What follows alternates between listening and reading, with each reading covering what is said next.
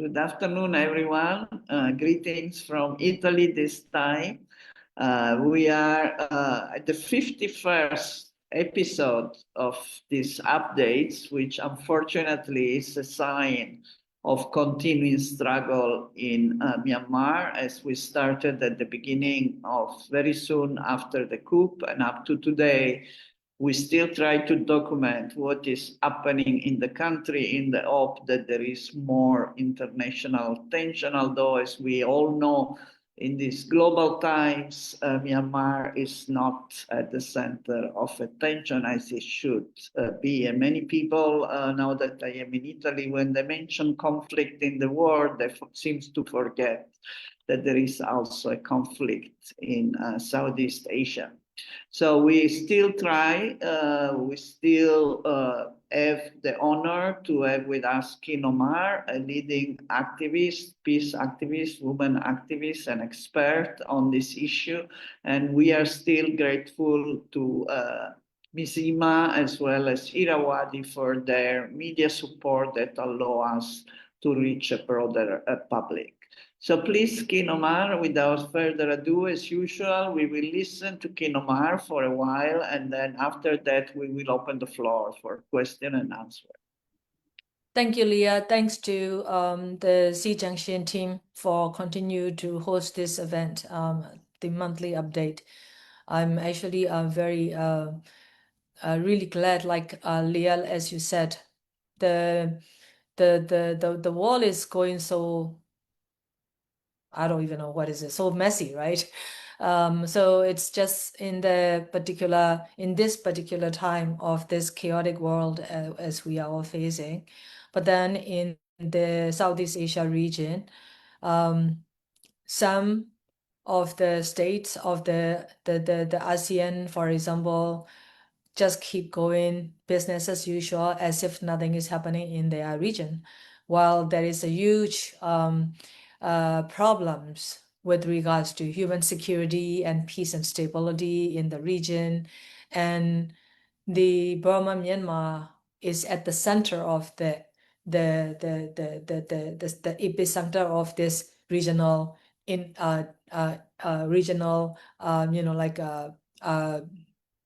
hub of these problems.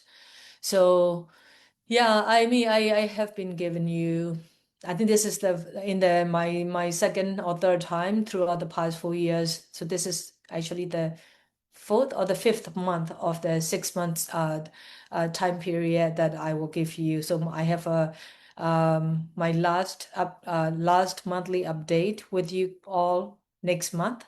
Then I'm sure another colleague will come take the floor to share with you on monthly update. So I will do what I have observed. I will share with you of what I have observed so far, and also like the things that we are doing, the people of Myanmar are trying. So let me start with where the state of the humanitarian crisis. So I think like we just marked the third month of the devastating earthquake on the June 30th, right? I mean, 28th, 2 days ago. So I think like many of us give the update more or less in comparison during the past 3 months as well.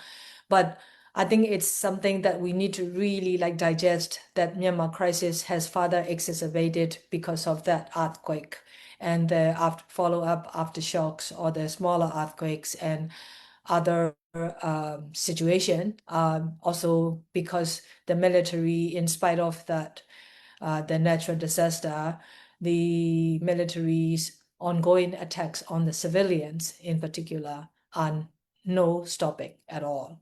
So the humanitarian crisis really further exacerbated, but also there are other factors really come into effect. The impact has become enlarged now is because of this funding cuts.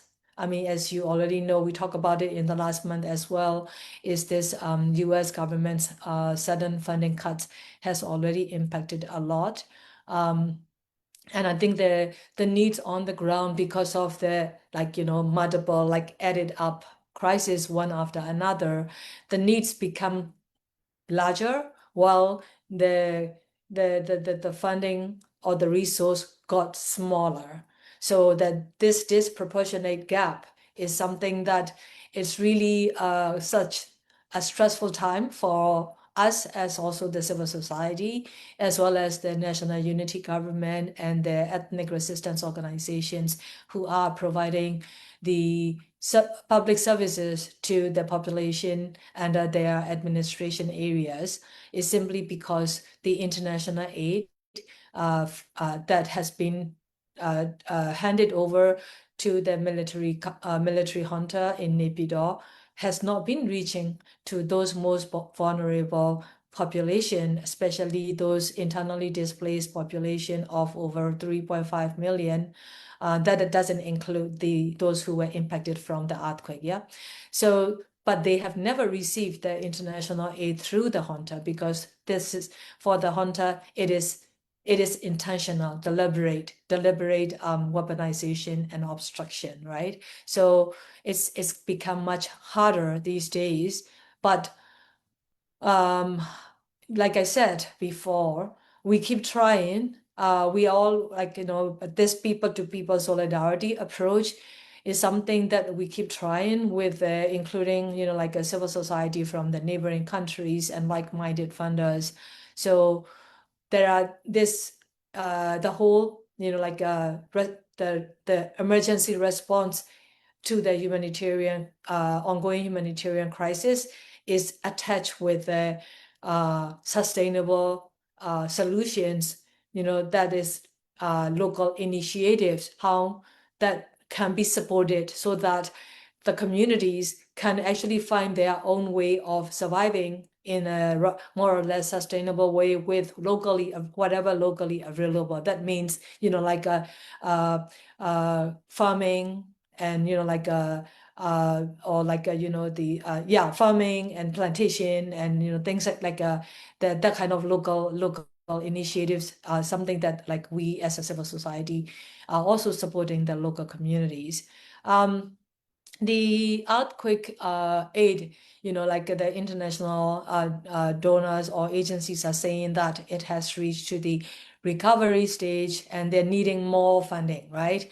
So there's been a plea, many pleas for the international funding for the recovery stage, which includes the real, like, physical reconstruction of the buildings and roads and bridges and, like, these infrastructures included, right?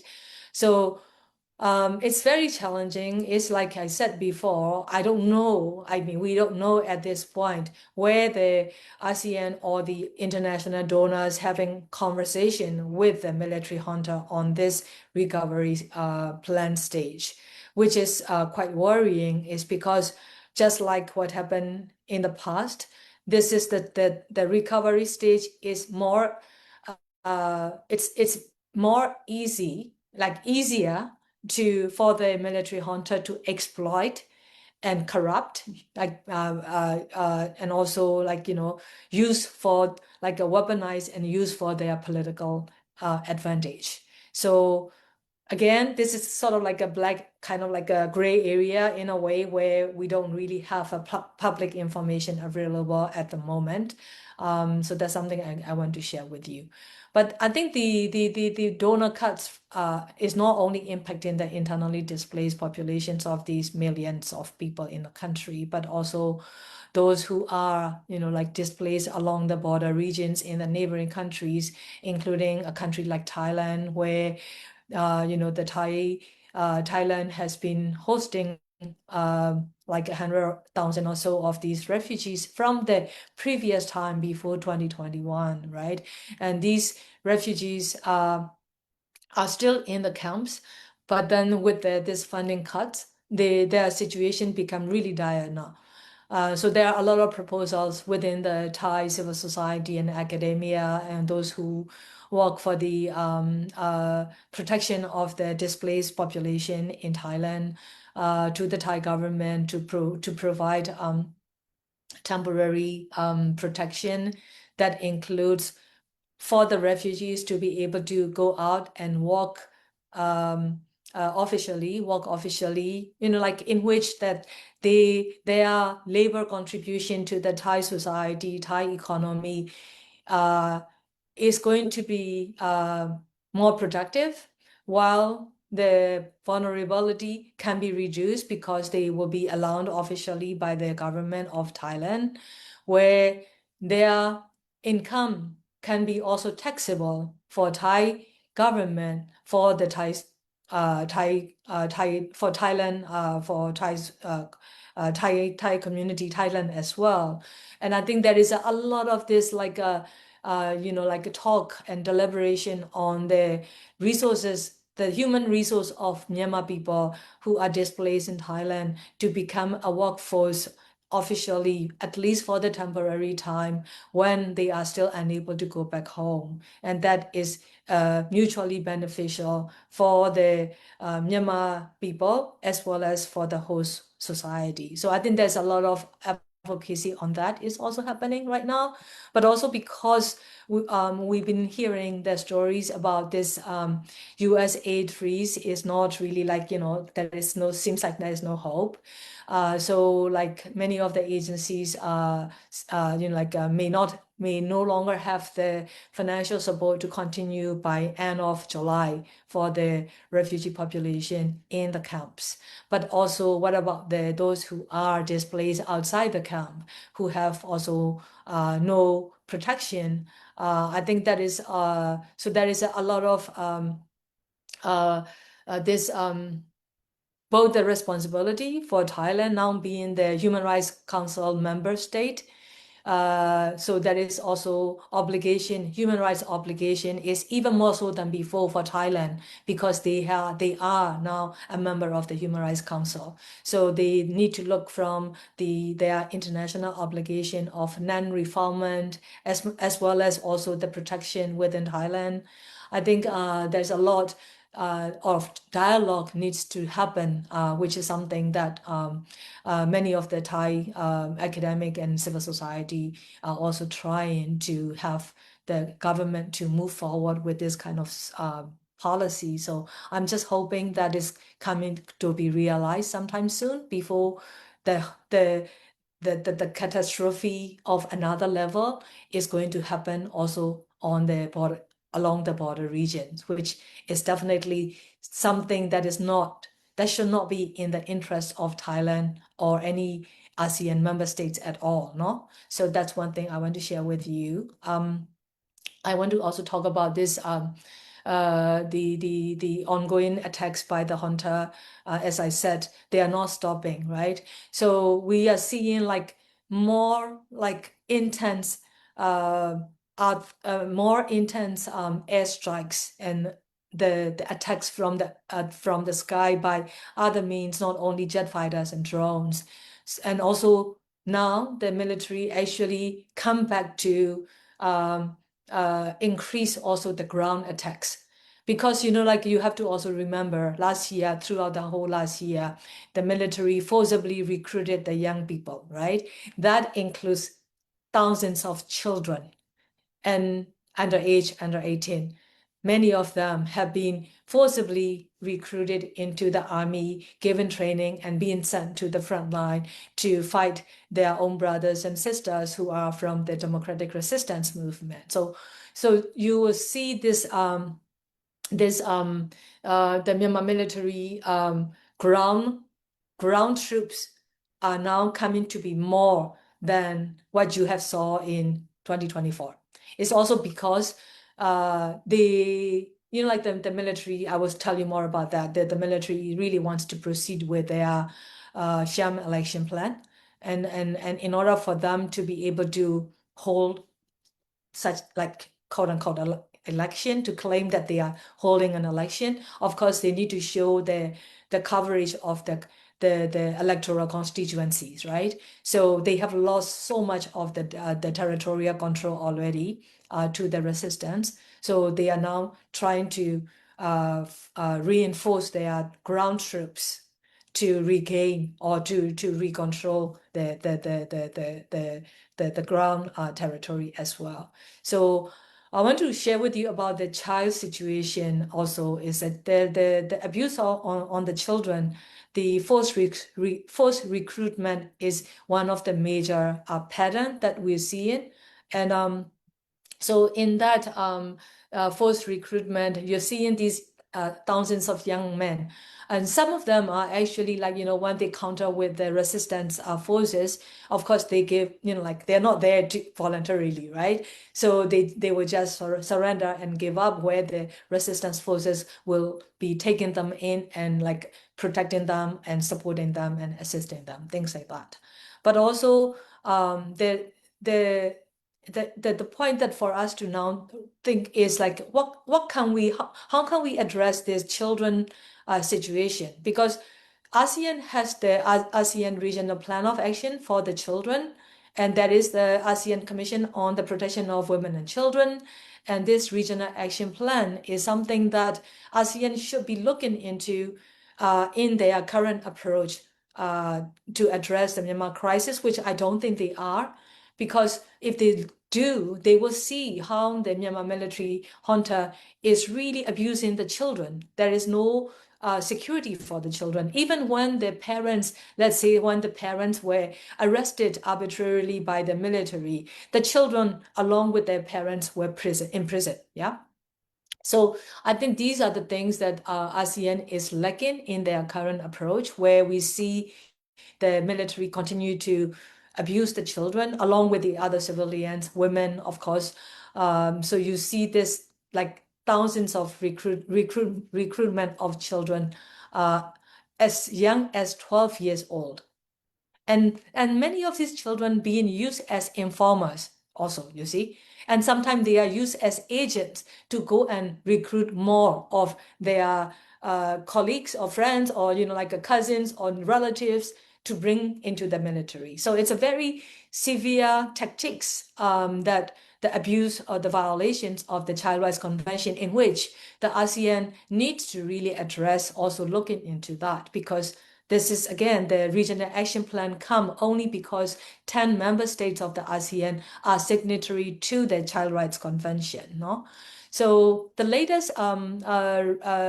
development that you may probably heard is also the ILO, the International Labour Organization, invoked the Article 33 of their constitution, which is actually like basically invoking, of that means the member states are now to take their actions against the military for not following the recommendations.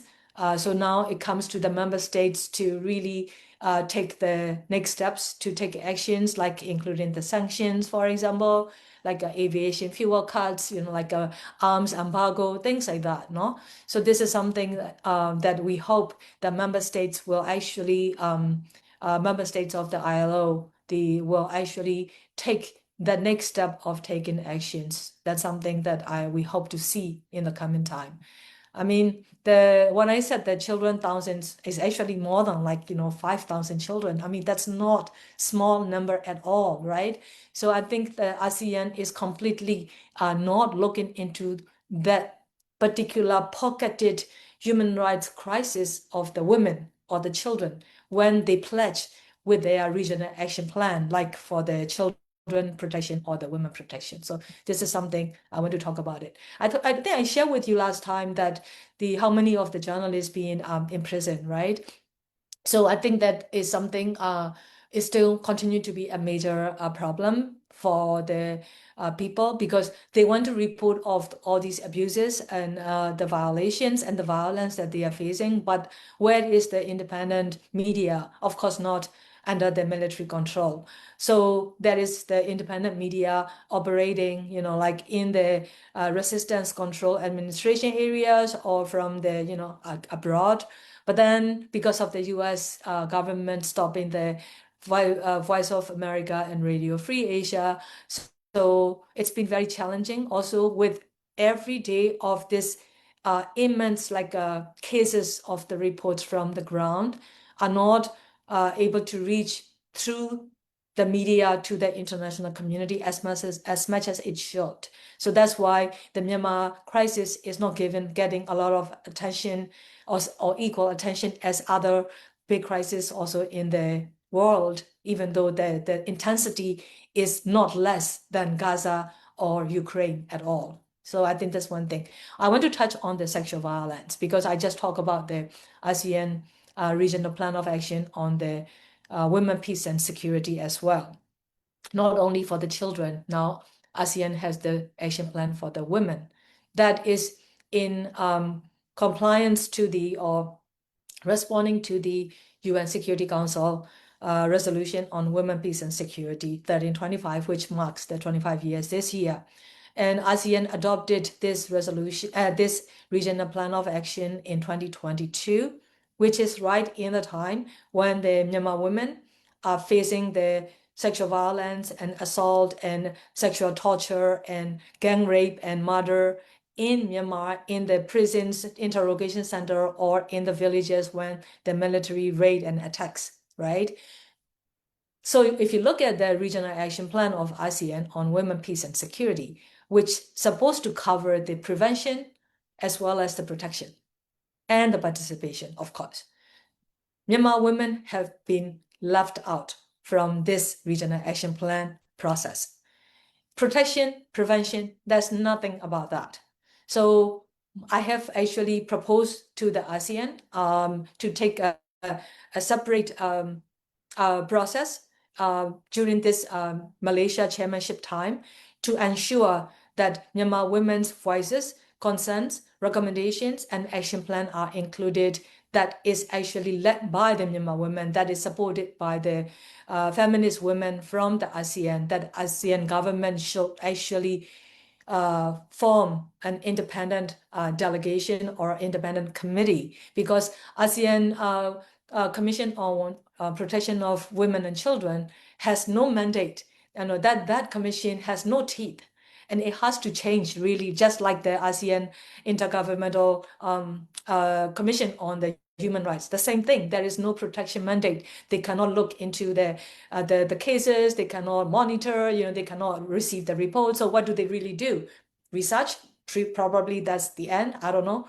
But I think it's really important that ASEAN current approach to the Myanmar crisis needs to be more comprehensive, with the holistic approach of what already they have invested and pledged, politically obligated within the ASEAN frame. That includes a lot of this regional plan of action or the declarations. I'm not going to go into the detail about that. So that's something that I have proposed to the ASEAN as well in the current time. Now, my last session to share with you, it is about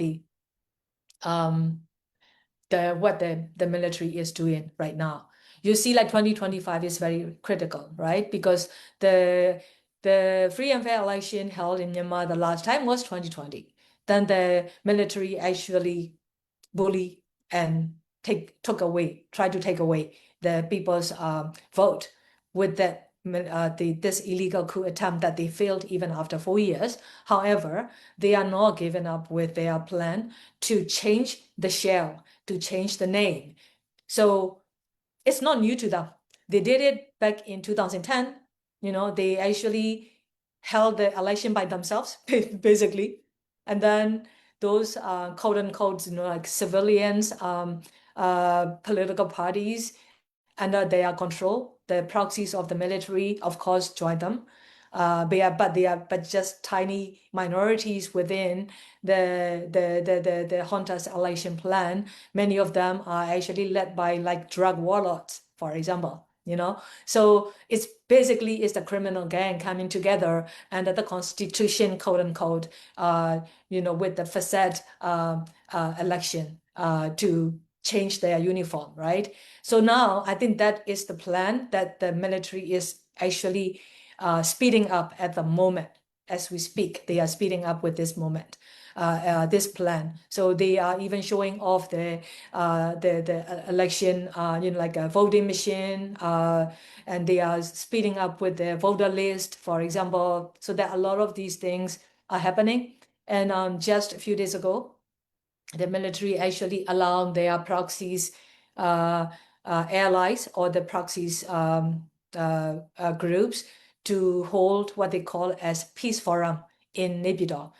And of course, some international community attended. I don't know who attended, and I don't know who actually are the donors, but they need to be really held accountable, because such kind of peace forum is complete fake, where, you know, like the people who attended are under the control or in allies, you know, in the conflict of interest with this, you know, with the military junta, and supporting such kind of forum in the name of peace.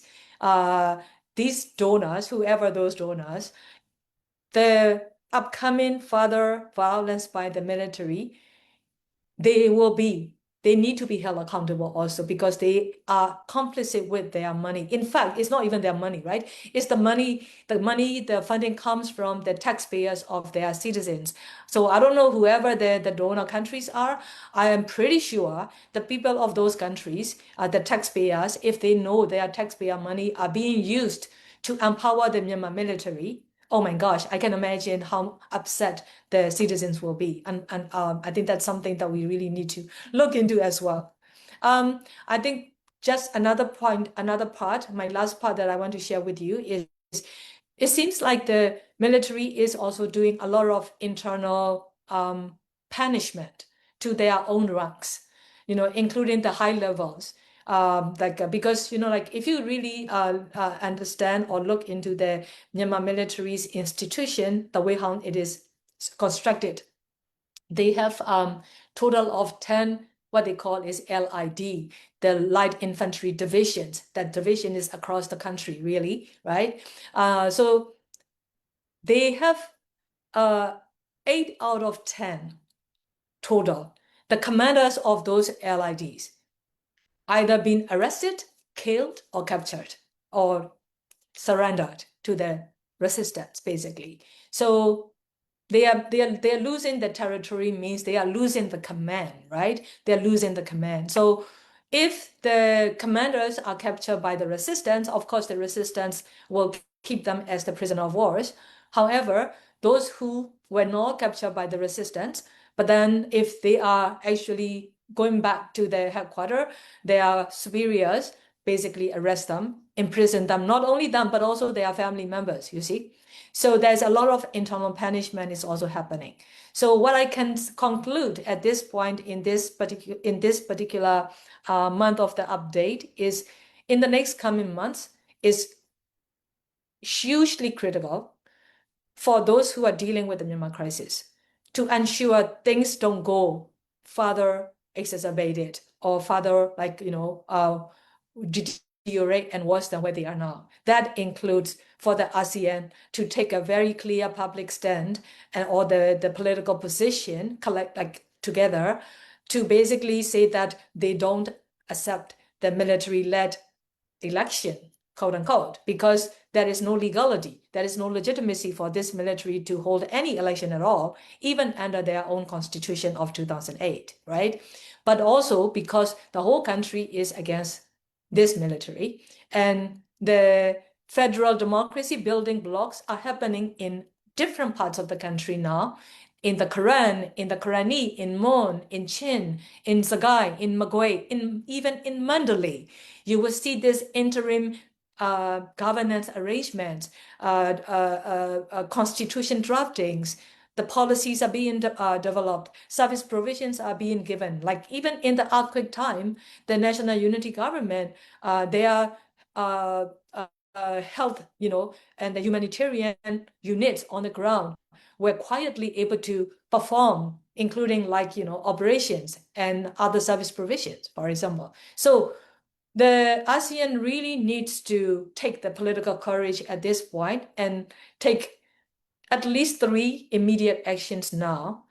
I mean, Malaysia is trying to show a very proactive leadership right now, right? And even the Malaysia Prime Minister met with the NUG Prime Minister. But like I said before, it needs to have a concrete deliberation and consultation between the ASEAN and the next chair, Philippines and Malaysia, current chair, and the legitimate stakeholders of Myanmar, includes us, the NUG and EROs. They need to really have this tripartite discussion and deliberation on how ASEAN can practically support the current people's efforts of this federal democratic building blocks, meaning the governance, institutions, administrations, as well as the service provisions and addressing the humanitarian crisis. I think that we have only 5 months window before Malaysia had to step down and Philippines take over, right? I think it's important. It's very critical now. And the junta said they will hold the election in December and January. That means that ASEAN has the chance to do something very concrete and tangible, which is take the position on this military sham election, work with the legitimate actors, but also work with the international community to stop the aviation fuel and financial flow and arms flow. I think that is these 3 actions together should actually take the ASEAN current chair Malaysia with a very concrete grounded result before it hands over the chair to the Philippines, where the Philippines has the next step to take even further step more concretely in supporting the building of the new federal democratic Myanmar. I'll end here, Leah. Thank you. Thank you very much. And I still admire your positive and still trusting ASEAN to finally move after 5 years of basically a lack of initiative. But I can see you are more positive about the Malaysian leadership. So that fits very well with the question that we are received about what did the ASEAN member discuss at the recent ASEAN Secretariat meeting, which was in Malaysia? That is the question related to ASEAN. So maybe you may want to elaborate on this before going to the other questions that are not related to ASEAN. Yes, sure, but I'm not so sure which meeting the question is referring to. The ASEAN Secretariat meeting. Secretariat meeting. Well, I'm not so sure because mean there are so many meetings and like I think that so mean the summit, the ASEAN the summit. Okay, Yeah. got it. Thank you. I think, because Yeah, the question is. Yes, possibly, because I mean the summit was last month, and ASEAN just held the senior officials meetings as well as like a counter-terrorism and all of these kind of different like a kind of meetings. There's always one meeting after another that they're holding. The summit, there is nothing real substantial come out from the May summit. I don't see that because they are still, like really like holding on to the 5-point consensus as their main reference, like I said, which is understandable. But our proposal is let's face the reality. The truth is those 5-point consensus has failed, right? Basically, absolute failure on the ground. So we're saying that we understand from their point of view that they will not drop this 5-point consensus because if they drop, what else do they have, right? I mean, also the whole world kind of supported behind them, including the UN Security Council, General Assembly, Human Rights Council, knowingly that ASEAN doesn't have the capacity or the mechanisms to deal with such polycrisis that Myanmar is facing. Yeah. Regardless of that, like Leah said, I try to keep positive, no?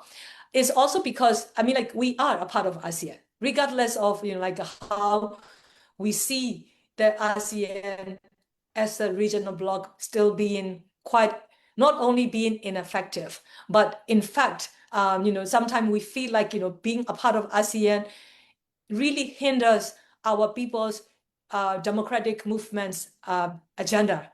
That's how we feel it. However, we will work with them. So we always open our door. But it's just that until now, our proposals, there are a list of proposals, include particularly like civil society like us. We have made a very concrete list of proposals to them. For example, I'll give you one example. In 2022, we said the ASEAN Special Envoy rotating every year when the chair country rotate is not practical at all, right? To address such immense crisis of a country with over 50 million people, come on, not possible. AHA Center, being the intergovernmental agency only to address or deal with the natural disaster, how can they actually address the man-made or the military-made disaster? I mean, we not only pose the problems, but we pose the solutions. But we don't wait for the ASEAN. We do it ourselves as much as we can. But there is still a lack of political will or political courage within the ASEAN leadership, that they just keep maintaining their status quo with that reference to 5-point consensus. So we are like at the mercy of the chairmanship, right? I mean, during the Lao chairmanship, we couldn't expect much at all because knowing that China is right behind. But then with Malaysia, we thought, oh, well, Malaysia has been very progressive and has been also supporting, our movement. But the current new government, how far are they willing to go? As the chair, they have a certain power. So, for example, we said invite the NUG and EROs officially as the legitimate stakeholders. We understand their challenge. These Myanmar's legitimate stakeholders or the representatives will not be able to come into the room of the ASEAN summit because Cambodia will reject, right? Vietnam will reject. Laos will reject. We understand that. But Malaysia, as the chair, can still invite officially. You see? They're not doing it. We said extend the special envoy mandate to 3 years minimum so that the process can be sustained, can make progress, can make the review, but they're not listening to our pragmatic proposals or recommendations. And now, I learned, for example, Malaysia is looking into the possibility of pushing forward or put forth with this 3 years minimum term for the special envoy. Well, cross the fingers, good luck, and all the best to Malaysia chair. It should have been 3 years ago or 2 years ago, but now, if they cannot even get that kind of minimum within their own mechanism to deal with the crisis. That's why I said ASEAN's credibility is now in hands of Malaysia. It's because if Malaysia cannot even have any tangible progress to prove beyond then, oh, we have held such and such 200, 300 meetings with the stakeholders. So I hope that coming summit in October, whatever the next the foreign ministers meeting, senior officials meetings just held, I don't know what is the agenda and how far they were able to go. But see, the problem is they are accepting the military hunters representatives in those meetings, you see. So how can they actually move forward when they have those hunters representatives being in those meetings? I mean, why can they not be treating us fairly?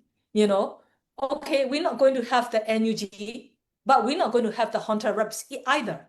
Let's just have the 9 countries discuss this particular member crisis where they need to actually resolve it. So I think that is where they are lacking so much that, it would be so difficult for Malaysia to leave any positive legacy of their political leadership if they cannot even come to achieve any substantial progress within their own framework. But for us, the minimum benchmark that we want to see is that Malaysia, during the chair in next 5 months, should be able to stop the Myanmar military's bombing and artillery shellings to the people. That is the number 1 of the 5-point consensus. I keep telling you in every month almost, I don't give up on that because that is their own political obligation and their own pledge. And they owe to the people of Myanmar. And they need to actually meet up with their own promise. Okay, now we move to another issue about Aung San Suu Kyi. There are two questions related. Last year was the birthday, and we know that some civil servants have been arrested for participating in the flower protest. And what is the update on this issue? But also there are related question of any news on Aung San Suu Kyi, because we really don't know where she is, what she is doing. We Yeah. also know that there are different feelings in the international community about Aung San Suu Kyi role during the Rohingya, but at the same time, people also keep in mind that she should be Yes. freed Yes. from prison. And so, do we know anything about where she is Yeah, and what she does, and yeah. about the Sure, injury? Yeah. Before I give you the update, or sort of like what I've been observing around the situation of Daw Aung San Suu Kyi, let me be also very clear. Daw Aung San Suu Kyi has been arrested and imprisoned unfairly and justly. She should never be. She should never have been arrested by this military. Not now, not before either, right? So she needs to be released along with the president and all the others. You know what I mean? More than 29,000 people been arrested, and now we still have more than 22,000 still remain in prison, including Daw Aung San Suu Kyi and the president, right? So saying that, of course, we all have the different, like understanding or judging or opinion on where Daw Aung San Suu Kyi's position with regards to the Rohingya genocide or the Rohingya crisis in that time.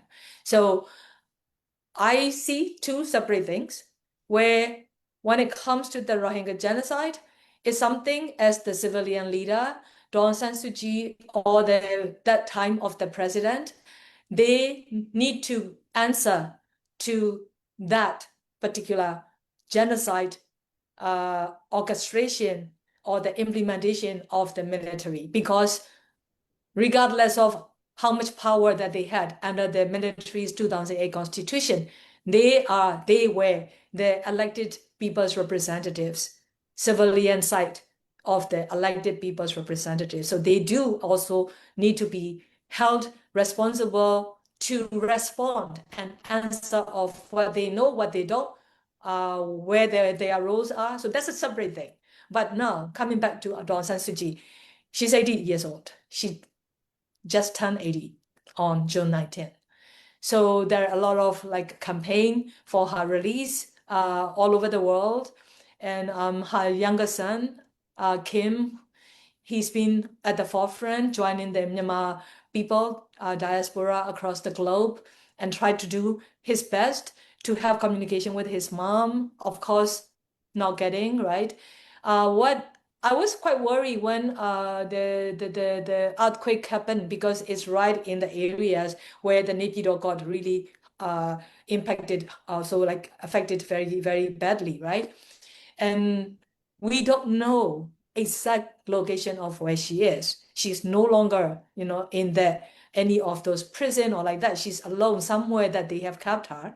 But because of that devastating earthquake, if she's alone at 80 years old, with no, not in her home like she used to be in the past and during under house arrest, where she was still able to move around in her own home, right? But now it's very worrying. So just recently, the some news came out. Of course, I will not say yes or no, 100% confirm, but there is a possibility, because the earthquake was so devastating and she is so fragile.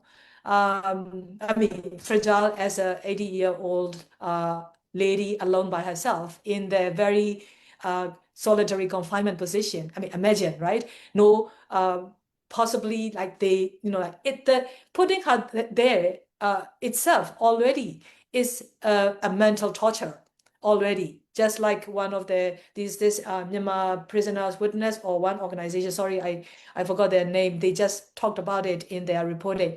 But I mean, seriously, like, it is very true.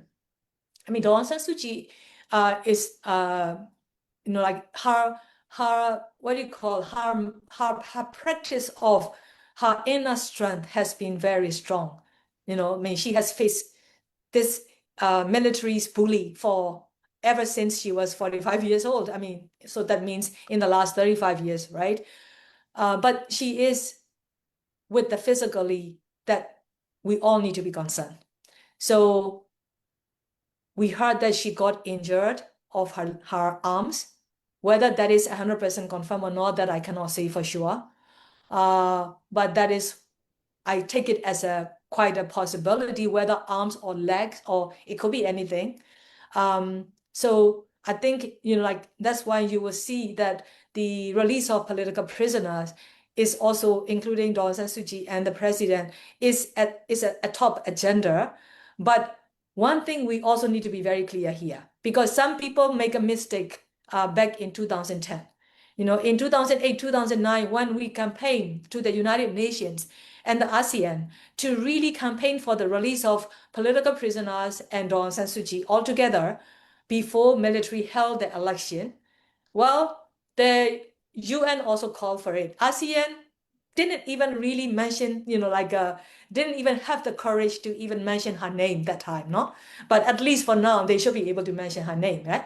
So they should be calling out for the release of Daw Aung San Suu Kyi and the others immediately, right now, right away. I mean, why wait, right? But they cannot equate or they cannot link the release of Daw Aung San Suu Kyi and political prisoners to the military's sham election, as if it is like, because this is like an exit strategy for the military too. You know, like if they will release Daw Aung San Suu Kyi and the others, then the rest of the country, I mean, sorry, the rest of the world will praise them, right? Will cheer up, clap, and then like congratulate and thank them. That's what they want, so that their sham election is more or less legitimized through the release of our leaders who should never have been in prison. But let's not mix these two together. No matter what, Daw Aung San Suu Kyi and all others should be released immediately. But once they are released, then it should not be used as a political card by the junta or the international community or the ASEAN to legitimize the junta's sham election plan. It has to be separated. Thank you. Okay, we have some other questions. This is a question, someone who came a little bit late, so may have missed, but I don't think you mentioned about this. The new CDM law from CRPH, can you explain a little bit more? There have been support for this law because of the support for the CDM, but there are also concerns, criticism, because it implements censure on non-CDM civil servants. So what is, can you explain a little bit more? And then also what is your view on this law? There was another question which is about the children below, the conscription of children, but I think you have already discussed that. The question more exactly was, how can you stop the recruitment of children under 18 years? And the last question is about the use of paramotor to drop the bomb in residential area in the conflict area. So if you know anything more about that. So I think you can focus on this, on the paramotor and particularly the CDM law. Yeah. Yes. Paramotor, I mean, I don't have much more to elaborate on that, except that it is low tech, easy to use it for the military, but also because you know it's easy to make it, or like, you know, assemble it, right? So basically, they can fly much closer to the ground. Closer to the ground, that means they see if there is a village, let's say if there is a village wedding, they see it is a wedding, yeah. If there is a local market, they see it is a local market. So they see the target much more clearly and more closer than the jet fighters or the drones. So basically, they will bring, and they will actually, there are two people, like, so one will drive and one will drop the bombs, right? So that actually, the casualty is much higher because of that. So the hunter is also now using on that also a lot. So that is a lot of reports on that as well. But I just have to say that, like what I can say is the hunter is using the sky. That's why you see, like, I still keep using this, close the sky. We need to close the sky, yeah? Because hunter is using the sky, diversifying the different low-tech, high-tech means to really target the civilians. Also, it's very interesting. I said it once before too. They are targeting the civilians intentionally. So this collective punishment as a crimes against humanity, like really the violation of the international law, is something that ASEAN cannot set aside either. Until now, they keep neglecting that as well, which is really bad. So that's the paramotor. The CRPH non-CDM law. I forgot. I think one was we discussed it again, but that was way back, a few years, maybe 2 years back. So basically, many of us don't agree with that. While we understand the emotion of the CDM people, those CDMers are not small by number, are not small by their mind and heart and sacrifice. They have committed of their whole life. They allow knowingly that they let their whole family's livelihood uprooted to stand against this military. So as a human being, you can understand from their perspective that their fellow colleagues who work in the same office remain to support the military hunter who is killing the people, right? So that human people, as human being, emotion and how the judgment comes is understandable. However, as the lawmakers like CRPH, as lawmakers, it has to be very careful, right?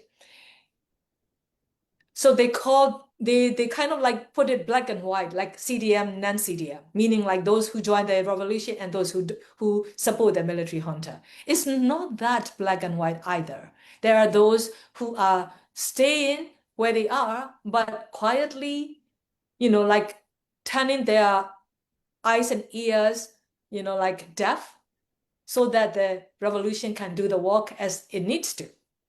So we cannot just like say simply like that either. But of course, we need to be able to differentiate the security forces or the security apparatuses under the military junta. They cannot be even called as CDM or non-CDM, in my opinion, because that many thousands of police joined the revolution, and they are the one now also training the young people to do the community peace police security taking in the interim bottom-up federal democracy building.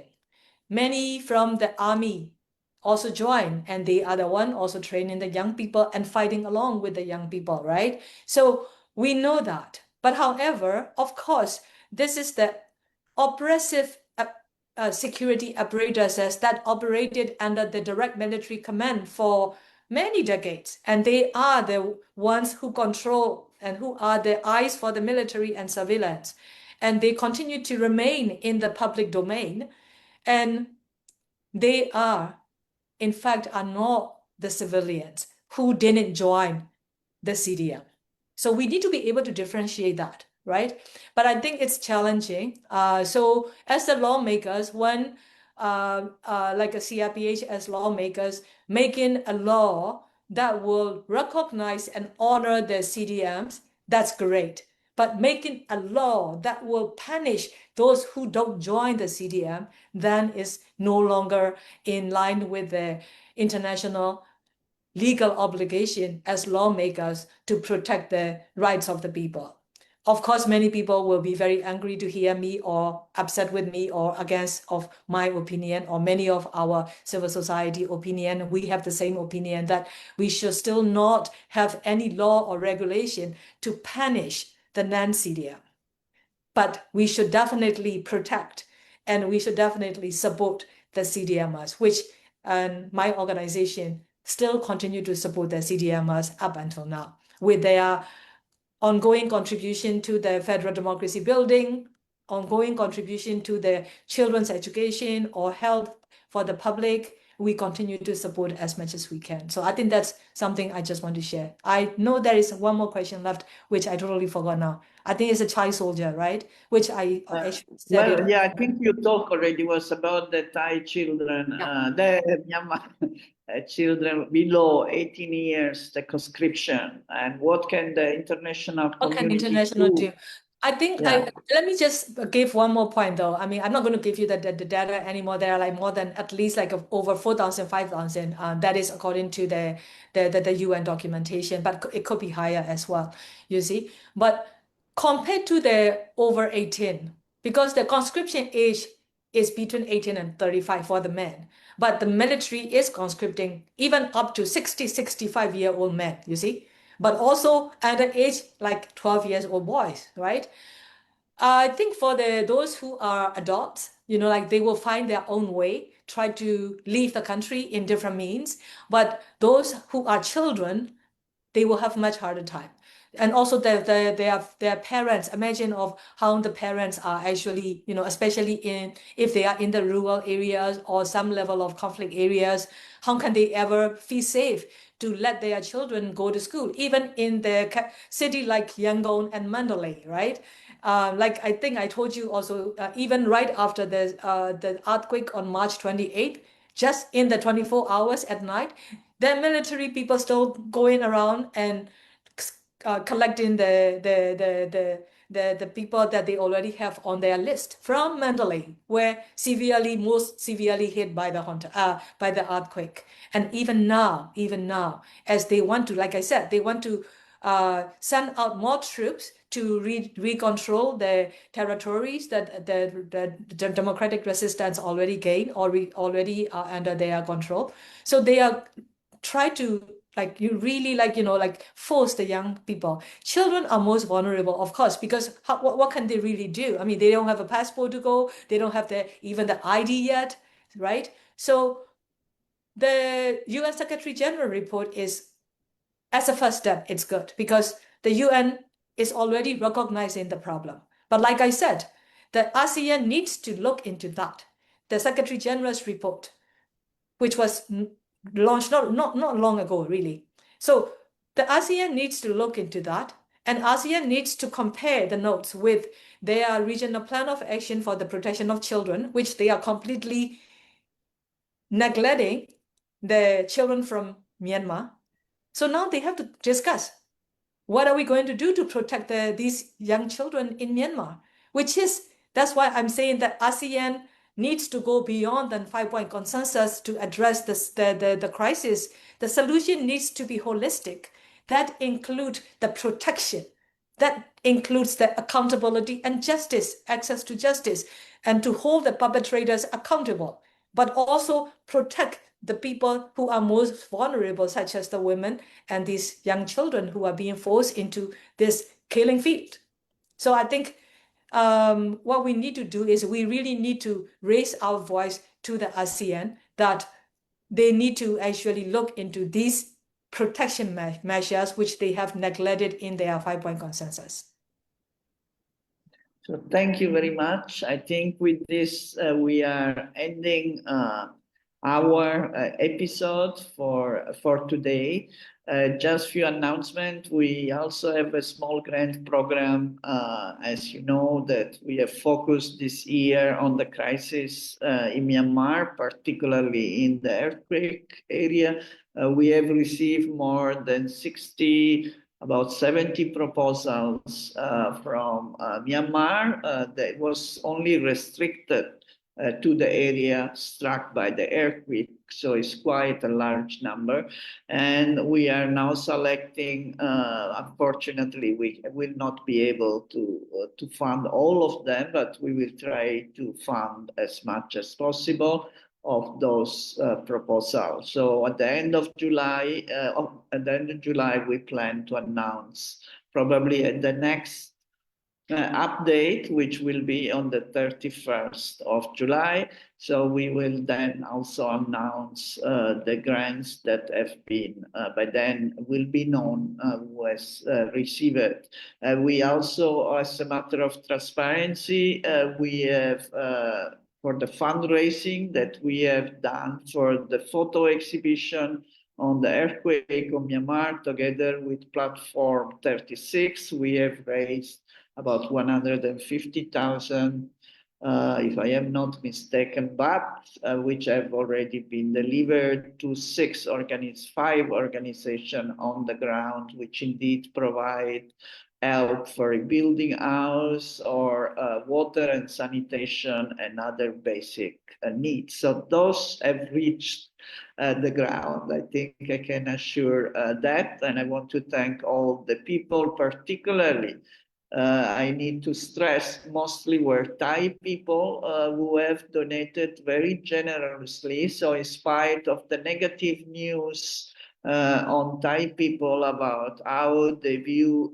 Myanmar, I need to stress that many of them have been very generous and very concerned, and some even cried when they saw the photograph of the exhibition. So there are always two sides to the story, and I think we should not forget. Okay, with these words, thank you very much, Khin Ohmar again, and thank you to Ms. Ima and the Irrawaddy for still providing us with a much larger outreach. Thank you again, and see you on the 31st of July.